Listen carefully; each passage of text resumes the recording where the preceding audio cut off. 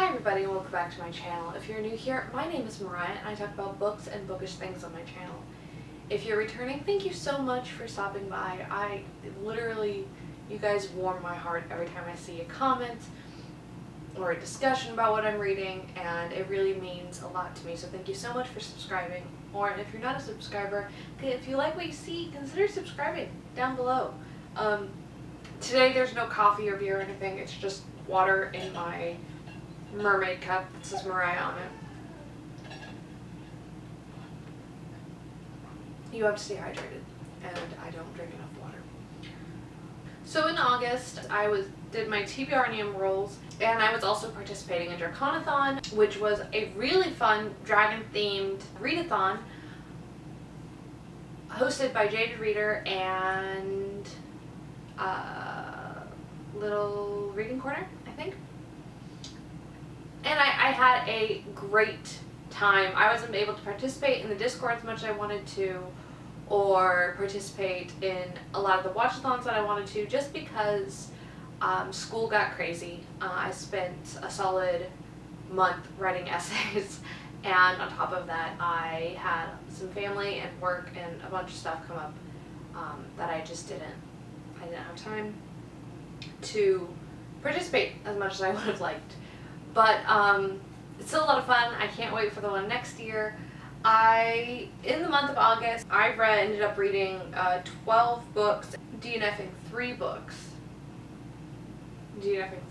So that's 15 books overall. Not a bad month. Not as much as I wanted to read, but we'll get to that in a second. So the first book I finished in August was The Only Good Indians by Stephen Graham Jones. I gave this book 5 out of 5 stars. It was a horror thriller. It came out, I think, last month, and it was so good. Or it came out in July, so it's still relatively new. This was so good. It tells the story of 4 Native men who are haunted by something that happened in their past and has become real. I don't want to tell you too much because part of why I loved this so much was going into it not knowing a whole lot about it. It explored themes of poverty and culture and maintaining your culture in the face of colonialism and keeping cultures alive, keeping traditions alive for the next generations. The differences between generations as more and more people speak out and try to change the realities. This was so good. I really, really, really, really enjoyed this book. I highly recommend it to fans of horror, especially fans of supernatural horror. So good. So good. The second book I read was Love and Other Poisons by Silvia Moreno Garcia. This was a short story collection, that explored love in all of its various guises and ideas. So there was familial love, there was lust, there was self-love, there was self-love, there was parental love, there was new love, there was old love. It was just a really fantastic exploration of love in its various forms. It had a little bit of everything. I really enjoyed this short story collection, and I really can't wait to read more of Silvia Moreno Garcia. All of the books all of these stories were either set in Mexico or or were centered around Mexican and Latinx characters. So I highly recommend this one as well. I gave it 4 out of 5 stars. The next book I read was The Twisted Ones by T. Kingfisher. I gave this book 3.75 out of 5 stars. It was good. I listened to an audiobook. What started out as more of a horror type thing became more of a fairy horror type thing, and I really wasn't expecting that. This takes place when the main character, Mouse, goes to clean out her dead grandmother's house in the Appalachian Mountains. And things start going really weird, and she finds a book written by her step-grandfather that revealed some stuff, and it was a relatively odd book. I thought the pacing was a little off towards the end, but that's just a me thing. I kind of like the slow burn at the beginning, but what can you do? Next, I read Wings of Renewal, a solar punk dragon anthology edited by Claudia Arsenal. I gave this short story collection 5 out of 5 stars. I loved it so much. So much. This was a solar punk dragon anthology that I was reading for Draconathon, and it literally became a new obsession. I cannot stop talking about this book. It's a book of hope. Solar punk is an exploration of the world after global warming has already been solved. So global warming has been solved, the oceans are getting cleaned up, science has taken us in a direction of hope. The world hasn't ended because we put in the work to save it. And this is something that I really needed. This had so much representation and so many first-time published authors that it was just really impressive how much I loved this book. And I waxed poetic about it in my wrap-up of Scallywagathon, so you can I will leave that video down below if you want to know any of my further thoughts. I highly recommend you pick it up if you're looking for a short story collection that's full of hope but still explores some really deep topics and dragons in a ton of different ways. This satisfied so many different prompts for Draconathon. It satisfied prompt 1, Mizuchi as a water, Kukulkan as a deity, Gasendietha as space, Eero Huedo, queer, and Kihawahine, which was a spirit. Fantastic. So good. And that was the first book that I completed for Draconathon. Next I finished American Monsters, A History of Monster Lore, Legends, and Sightings in America. This was part of my TBRnium game. I gave this book 3.5 out of 5 stars. It wasn't bad. I thought it was very interesting. It was broken up into 3 separate sections: monsters of air, monsters of sea, or monsters of water, and monsters of land. It explored everything from chupacabras to aliens to alligator man to mermaids to, it was covered a wide variety, including Mothman. I really enjoy learning about cryptids and the mythology that goes in behind them and local folklore. So for me, this was really good. I really enjoyed this. It even had a section about dragons. So that one could have satisfied Kihawahine and Akek. Also for the draconic prompts, and also Gasandietha, specifically for the prompt Seneca, North America. The next book I read was Last Rituals by Yrsa Sigurðardóttir, which tells the story of Tora, who is a lawyer in Iceland. It takes place in Iceland, and it's a mystery. She's hired by this German family to investigate the death of their son, who was found murdered in his college in Iceland, and with strange markings all over his body and his eyes gouged out. And he was very interested in magic and witch hunts and the plague and all of these things. So it's kind of this twisty-turny. I gave this book 2.5 stars. It just wasn't for me. I felt the pacing was off. I really didn't feel like the plot was going anywhere for a long time.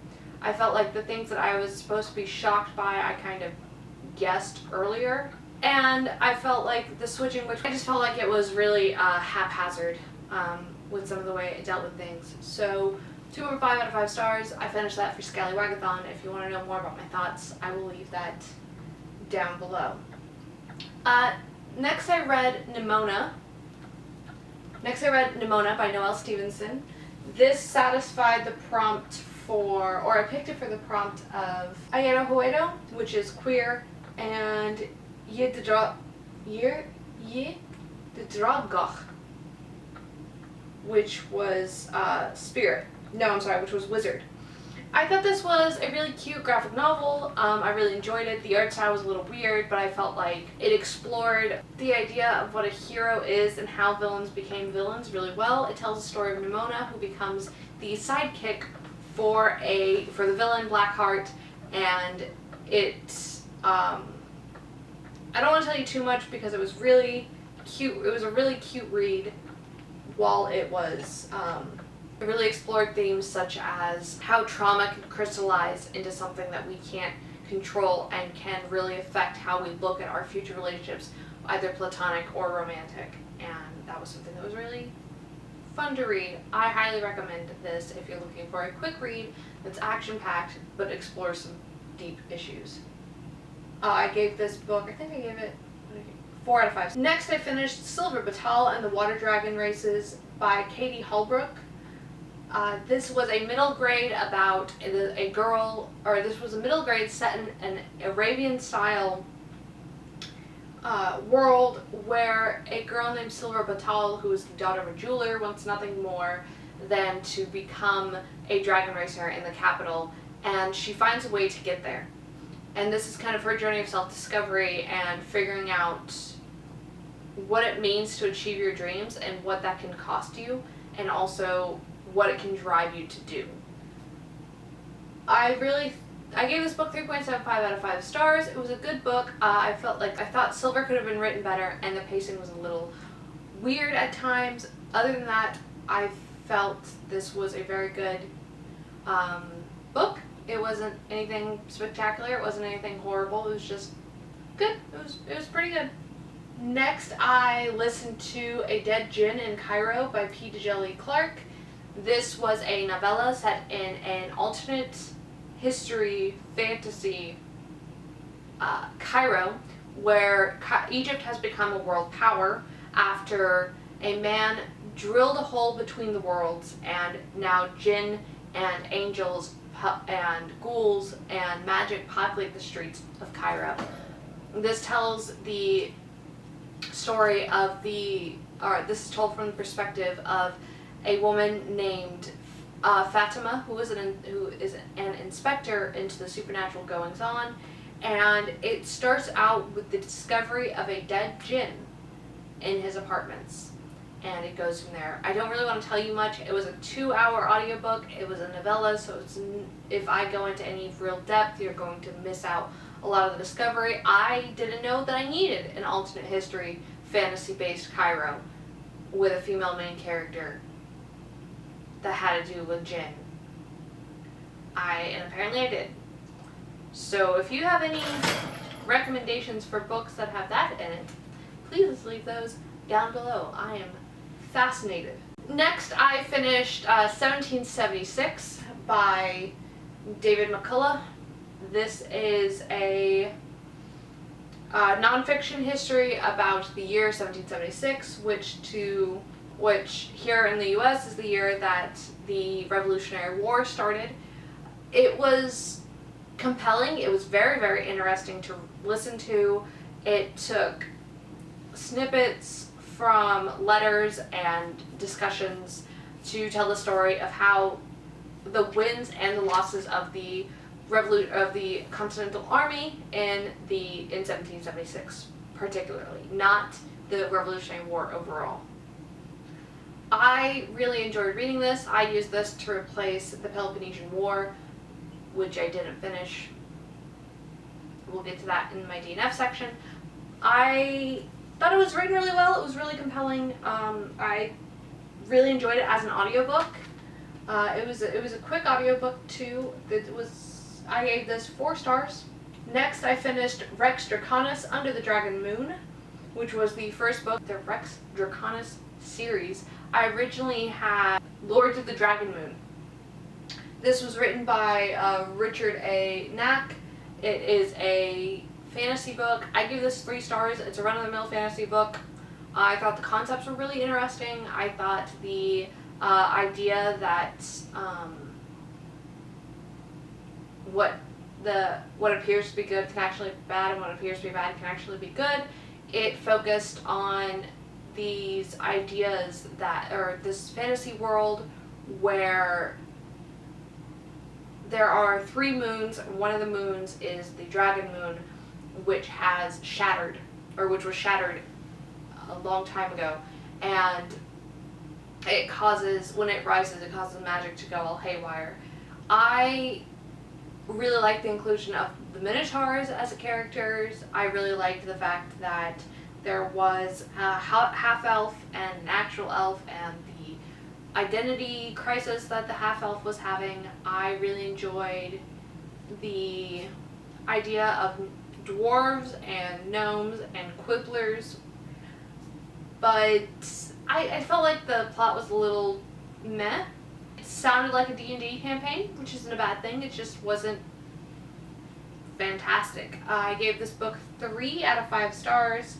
Like I said, not great, but not awful. I don't know if I'm going to continue in the series or not. It was kind of left on a cliffhanger, so I might, because these are relatively short books to read. And I would pick them up if you like fantasy, generic fantasy. Finally, I read Dealing with Dragons. Was written by Patricia C. Reed. It is the first in the Enchanted Forest Chronicles, and it tells the story of the princess Cimarine, who is not your average princess. She does not want to just do princess things. She wants to also learn fencing and magic and philosophy and economics, even though her parents repeatedly tell her it's just simply not done. So one day she finds the answer by volunteering to become a dragon's princess. And I love this book. It was a reread for me, but it was still the perfect way to wrap up the month. It was fun and impulsive, and it told the story really well. It explored friendship and how sometimes the princess doesn't need saving. In fact, a large part of this book, she's trying to convince some knights that come to save her to go save somebody else, and it was fantastic, and I really enjoyed it.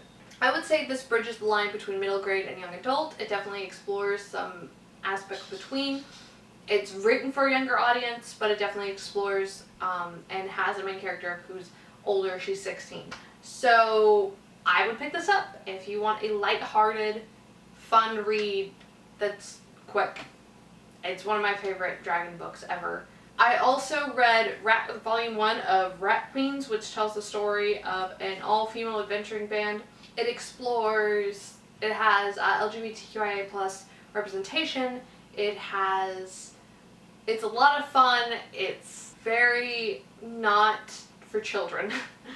It has swearing, it has sex, it has all sorts of things, and I loved the art style. I loved the way it was written.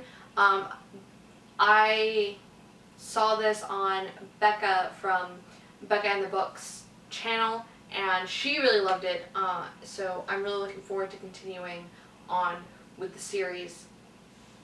I gave it 4 out of 5 stars.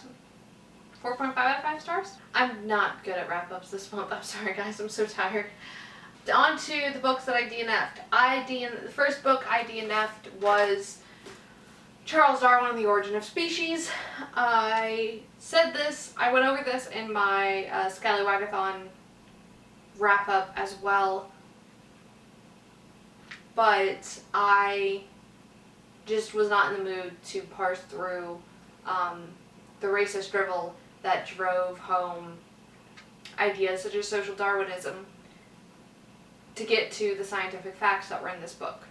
I just don't have the spoons to deal with it this month or last month. I realize how important this is to science. I think that you could pick it up in a abridged edition and get just as much out of it without the word savage being used about a bajillion times.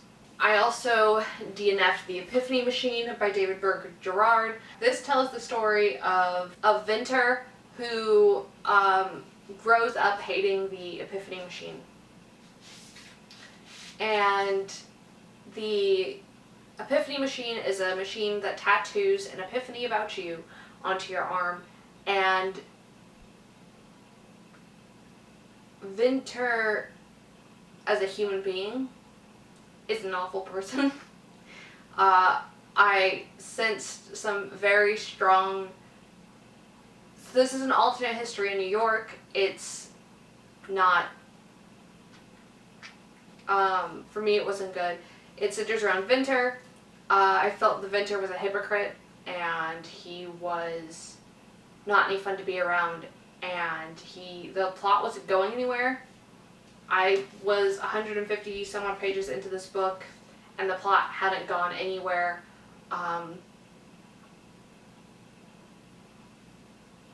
It definitely mentioned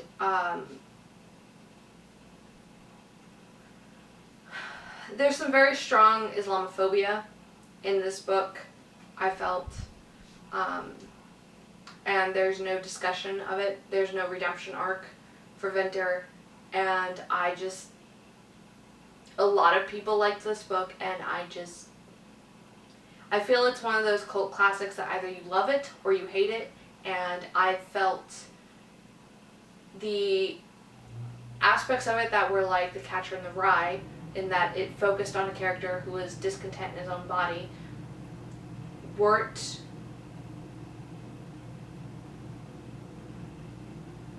so much a discussion of teenage angst, so much as a discussion of the indecisiveness and the want to fit in so much that we're willing to become horrible human beings to do so. And I just didn't feel like reading a book about a character who did something awful and doesn't feel guilty about it. And also that awful thing isn't resolved. It's just left out there. For me, this was not a book that I enjoyed. I DNF'd it, like I said. I looked at the reviews and I was very happy that I DNF'd it, so.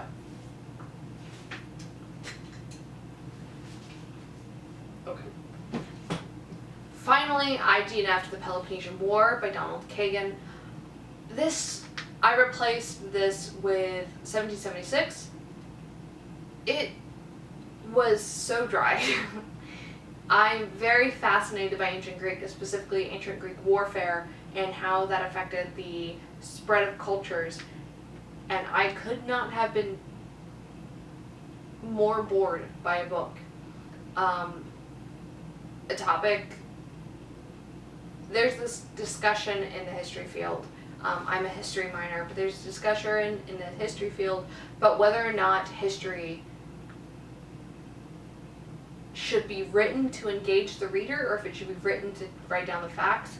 I'm firmly in the camp that it should be written for both. You can have an engaging read while still not muddling the facts. And Donald Kagan took his 4-volume academic treatise on the Peloponnesian Wars, distilled it down for the average reader, or what he called the average reader, and that just didn't sit well with me. Was a book made for people who are willing to wade through a lot of dry minutia to get to the facts of what happened. History doesn't have to be boring, and books like this make it seem like history is, and it's not.